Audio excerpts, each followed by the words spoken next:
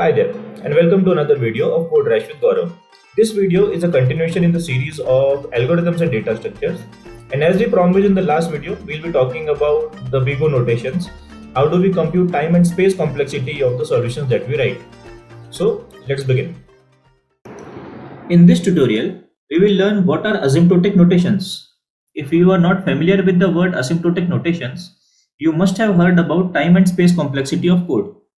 Whatever piece of code you write, that piece of code is always associated with time and space complexity, which would be an estimate of how much time does your code takes to run and how much is the space it consumes.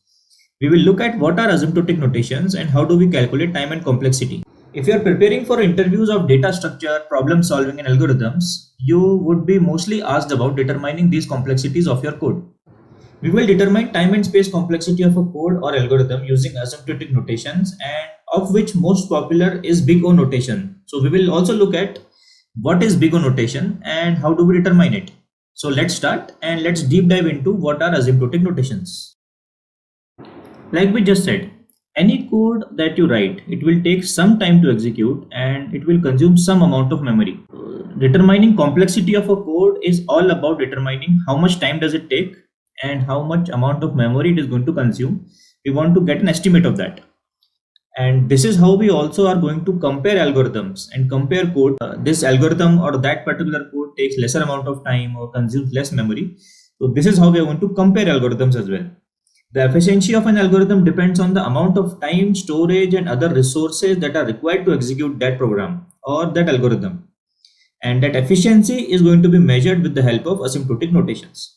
So let us look at what is this asymptotic analysis and how asymptotic notations help us in doing this analysis. Let us first look at what is asymptotic analysis. So any algorithm may or may not perform the same for different types of inputs, and we may change the input sizes, the amount of data we are providing to an algorithm. If we vary that, the amount of time that algorithm is going to take may change. And the study of this particular change is called as asymptotic analysis. We want to understand how much an algorithm takes time to compute something depending on the varying amount of data we are going to provide that as an input. Now this is called as an asymptotic analysis. This study is called as asymptotic analysis, and asymptotic notations are the mathematical notations which are used to describe the running time of an algorithm. So these are the metrics and this is the analysis. This is the study. So asymptotic notations help us determine the amount of time an algorithm is going to take based on the amount of input we are going to provide it. There are mainly three asymptotic notations which are most popular. There are more than these, but these are the three most popular asymptotic notations: big O, big omega, and big theta. Now let us deep dive into what are these. Omega notation tells you the lower bound of the running time of an algorithm. This provides you the best case complexity. Now, to understand all this, let us take an example of finding an element in an array.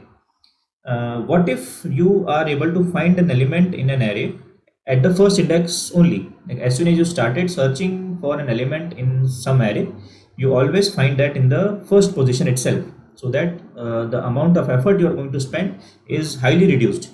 And this is the best case complexity. So omega notation is going to tell us the least running time for an algorithm, the best case complexity. Theta notation is used to represent the average running time of an algorithm.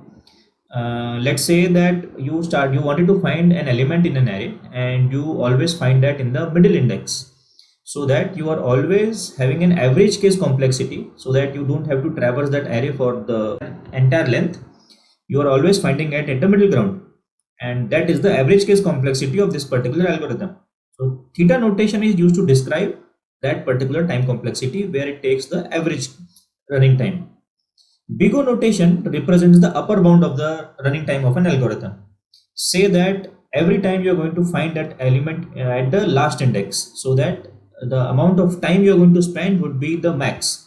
You will have to traverse that entire array to reach till the last index, and there you will find your element. So bigO notation helps you understand the worst case complexity of your code or the algorithm. And because of this reason and fact that bigO notation gives us the worst case complexity, bigO notation is the most common metric for calculating time and space complexity.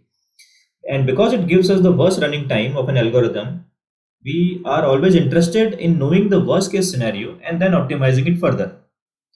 bigO notation is usually represented as a capital O, and we have a variable associated with it, and this variable is the size of the algorithm's input. It may also tell you the amount of data that you're going to provide to this particular algorithm and how does it perform with respect to the amount of input, and we read it as order of n in this case, and we will see that there are more examples where it can vary like order of n square, order of n cube, or log n. So this is the representation in which we say that any algorithm may take order of n time to execute, and we'll see how do we determine this. There are some basic rules of time complexity calculation. Now you see a polynomial here, and we'll talk about in further examples why did we take this example, but let us first understand that what if we had a polynomial where there is a function which is governed by some factors, some variables, and n in this case is the size of the input that we are going to provide to our algorithm. The first rule, if you look at such an polynomial, is dropping the lower order terms. So in this case, n square, n, and this particular d, which is a constant, these are the lower order terms in comparison to n cube. So we are going to just drop this. And what we are left with is function is now of the order of some constant multiplied by n cube. Now the further to this, what we do is we drop the constant multipliers. So when we drop this constant multiplier from here, we get n cube left out with. And then we say that this function is of order of n cube. And this is how we determine the time complexity of a polynomial. And in further examples, we'll see why are we talking about this polynomial. But for now, you understand that there are two basic rules: drop the lower order terms and drop the constant multipliers.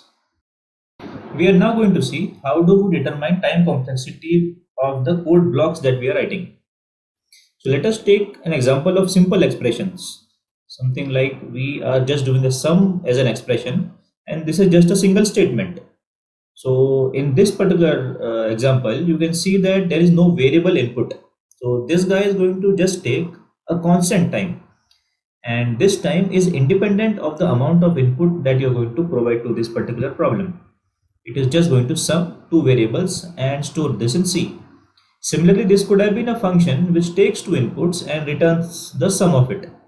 Now, irrespective of the size of the input, this guy is just going to take a constant amount of time. I have already seen as a rule that we drop out the constant multipliers.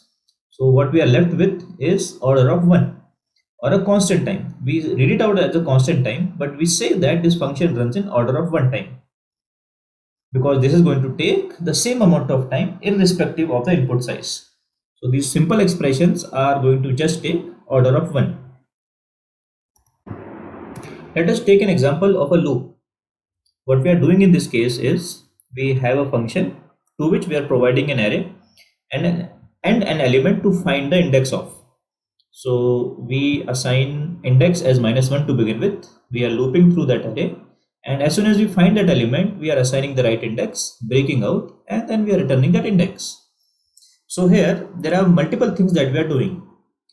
Some time and effort is going to be spent in this expression, assigning initial value to the index.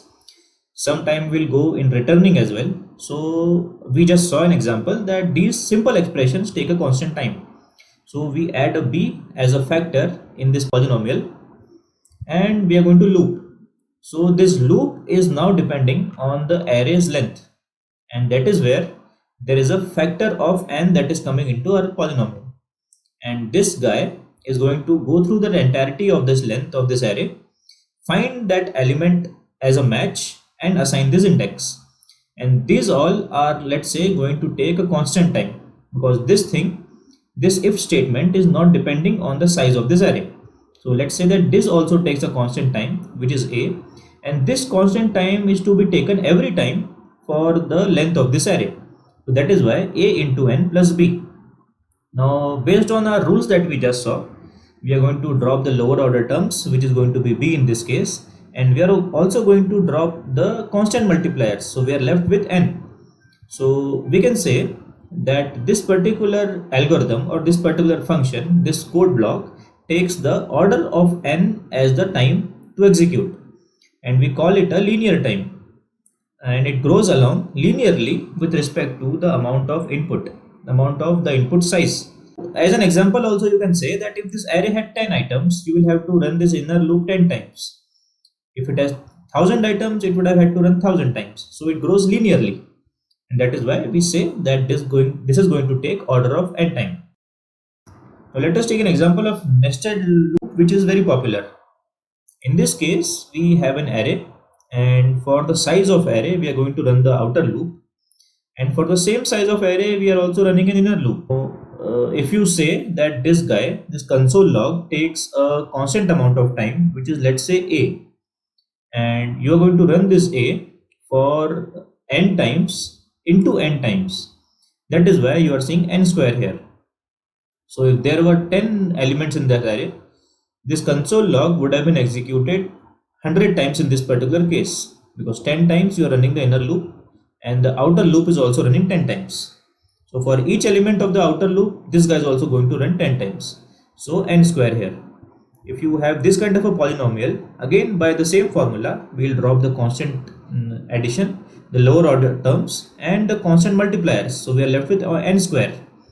We are going to say that our algorithm or this function, this code block, takes order of n square time, which also we say is a quadratic time.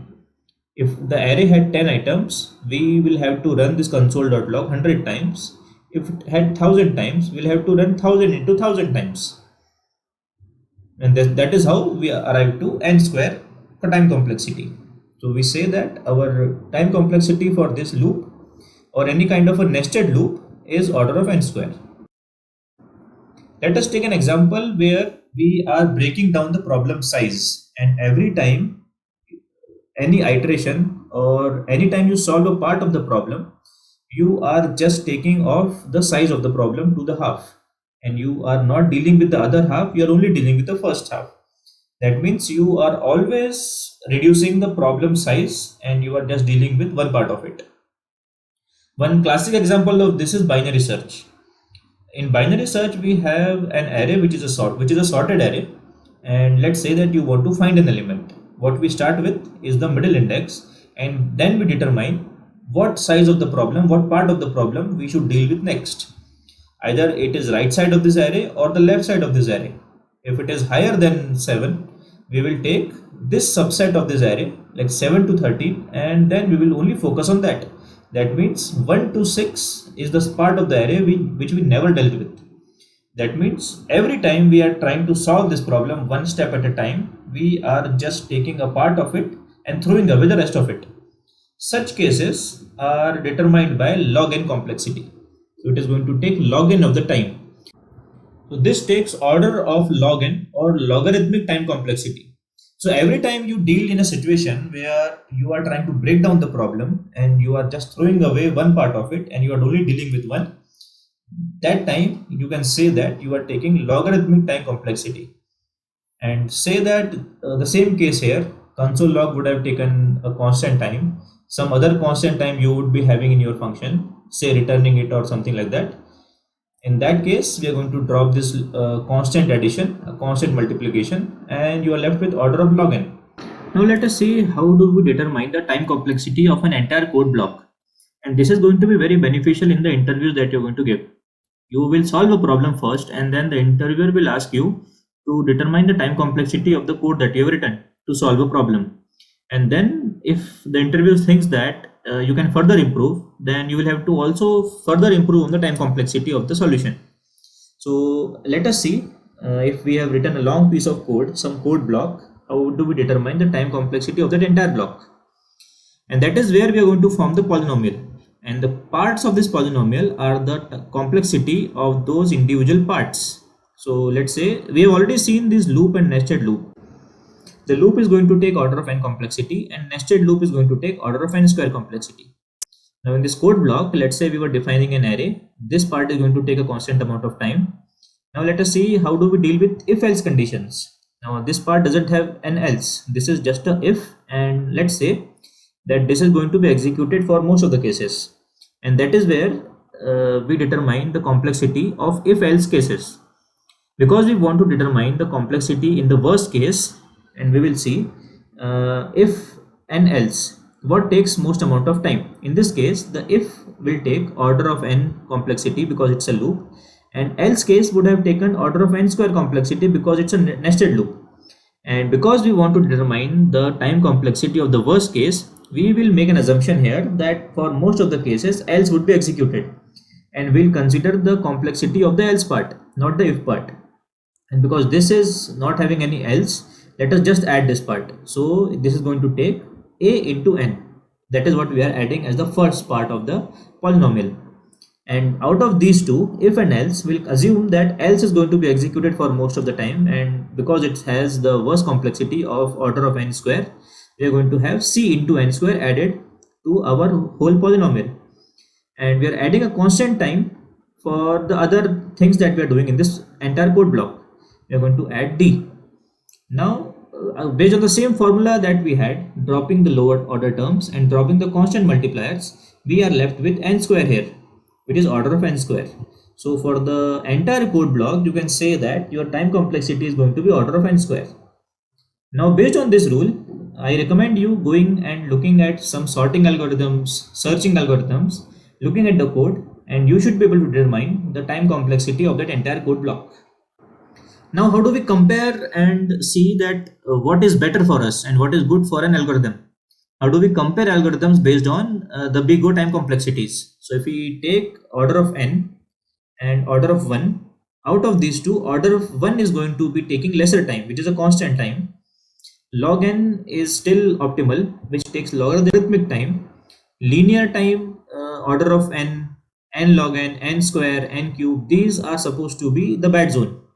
Like these are going to take a fairly large amount of time to execute. If you are writing some piece of code and it is order of n square, you may have to think about how can you improve it further. So based on the number of records and the time taken, this is how big O notations can be compared. There are some defined time complexities of predefined well-known algorithms like searching and sorting. Here is a table that defines the time complexity and space complexity of the well-known sorting algorithms. This table you can learn by heart, and this comes very handy in terms of interviews. How do we determine space complexity? Let us look at the space complexity as well. The space complexity is determined by the amount of extra memory your code is going to take with respect to the input size. Now in this particular first case that we are looking at, we are passing an array to the function. We are going through that entire array and we are logging I. So here we are creating a variable and we are just incrementing it. Let us look at how many variables we are creating. Here there is only one variable. There is one variable that is going to be created because of this assignment. So it takes order of 1 or constant amount of space, because the space we are going to create here is irrespective of the amount of or the length of this array. The amount of input is not going to impact on the number of variables that you are going to create. Let us look at another loop. We are going to create a variable here which is the loop index, and we are inside this loop we are creating another variable. For this also we have an order of 1 or the constant space complexity. You might think that for each and every item in this for loop we are creating another variable, so this should have been order of n. But let us also remember that whenever we are like ending this scope or ending this block, we are going to redefine k, and the previous k would have been destroyed. So at any given point of time you have a constant space consumed, which is independent of the input size. So this is how you determine the space complexity. Always remember that space complexity is the extra amount of memory that your code is going to consume. Now that you know how do we compute time complexity and space complexities of a particular code block, and this is the right time, you should go and look at some code blocks and you should determine time complexity and space complexities. Thank you for being there in this video so far. If you have learned something new today, if you like this video, do leave a like on this video, share this video with your friends, and subscribe to this channel. Tell me in the comments what all topics I can cover next, and I'll see you in the next one.